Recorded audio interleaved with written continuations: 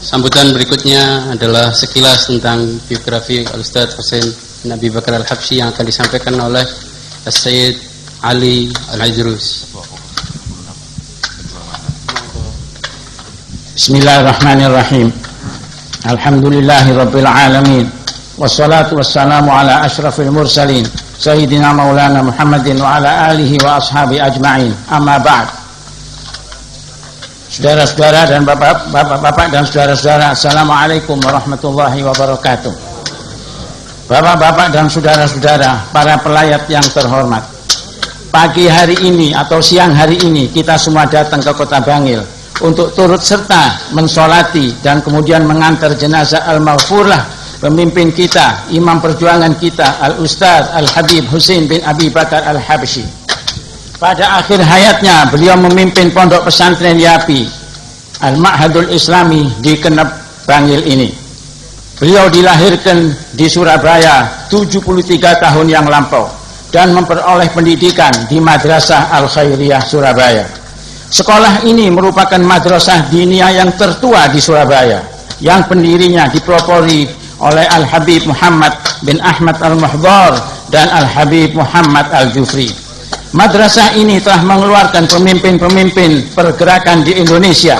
Setelah tamat di Al-Khairiyah, Ustadz Husain bersama kakaknya Al-Habib Ali Al-Habsyi berhijrah ke Penang, Malaysia. Di samping menimba ilmu di sana, beliau berdua diambil menantu oleh amatinya, tante beliau. Ayah beliau meninggal sewaktu kedua bersaudara ini masih kecil. Maka paman beliau, Ustadz Muhammad bin Salim Baraja, adalah pengasuh beliau, pengganti almarhum ayahnya. Ustadz Muhammad Baraja ini orangnya alim dan warok. Almarhum Ustadz Husain Al-Habsyi adalah seorang orator, ahli pidato yang ulung. Setelah kembali dari Malaysia, beliau terjun ke dunia politik. Beliau masuk partai politik Masyumi. Beliau masuk dalam jajaran pimpinan teras Masyumi. Pada pemilihan umum yang pertama tahun 1955, beliau terpilih sebagai anggota konstituante.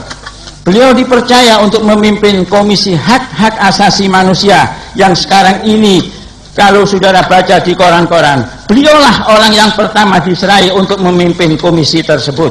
Maka tatkala Muhammad Nasir berhijrah ke Sumatera karena intimidasi PKI dan Orde Lama, pimpinan fraksi Masyumi di konstituante diserahkan kepada beliau dan beliaulah yang memimpin komisi tersebut.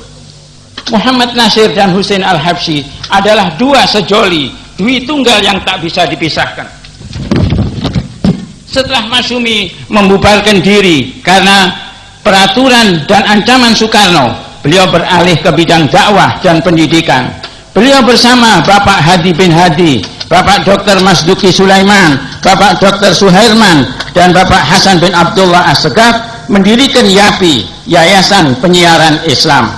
Begitu efektifnya Yapi sampai dapat menjangkau seluruh dunia Islam. Salah satu tokoh Yapi ialah Dr. Umar Hashim. Beliau pernah memimpin pesantren di Bondowoso, kemudian mengelola perguruan At-Tarbiyah di Surabaya, dan terakhir mengasuh pesantren Yapi di Kenep Bangil ini. Dalam pergerakan Islam, nama Husain Al-Habsyi tidak asing. Bukan saja di dalam negeri, sampai ke luar negeri pun nama beliau sangat terkenal. Berjuang untuk Islam dan memperjuangkan Islam memang tiada hentinya. Laksana mata rantai, ia harus sambung bersambung. Tongkat estafet harus diberikan dari generasi ke generasi. Salah seorang pemimpin India berkata, "For a fighting nation, there is no journey's end." Dan memang hakikat hidup itu adalah perjuangan. Berkata Syauqi, "Kifduna ra'yika fil hayati mujahidan, innal hayata ajidatun wa jihadu." Dalam menegakkan kebenaran, beliau pantang mundur. Kompromi dan menjilat bukanlah watak beliau. Walaupun terkadang beliau harus berhadapan dengan penguasa, dan tidak jarang beliau harus menanggung risiko, ditahan, diinterogasi, dan lain-lain. Dan yang demikian adalah watak seorang pejuang. Kalau Orde Lama lahir berkat menumpas Gestapo PKI, maka ketahuilah ma'asyiral muslimin bahwa Ustadz Husain adalah pemimpin anti komunis. Ustadz Husain bersama Bapak Hasan Aidit dan Bapak Aunur Rafiq adalah pemimpin FAK, Front Anti Komunis. Joslufat inilah yang pernah mengobrak-abrik rapat raksasa Partai Komunis Indonesia di alun-alun Malang. Ma'asyiral muslimin, Ustadz Husain adalah seorang pemimpin yang suka mengadakan eksperimen. Setelah Masyumi tidak ada, beliau ingin mencari satu metode perjuangan yang dapat menghasilkan secara tepat di dalam waktu yang singkat.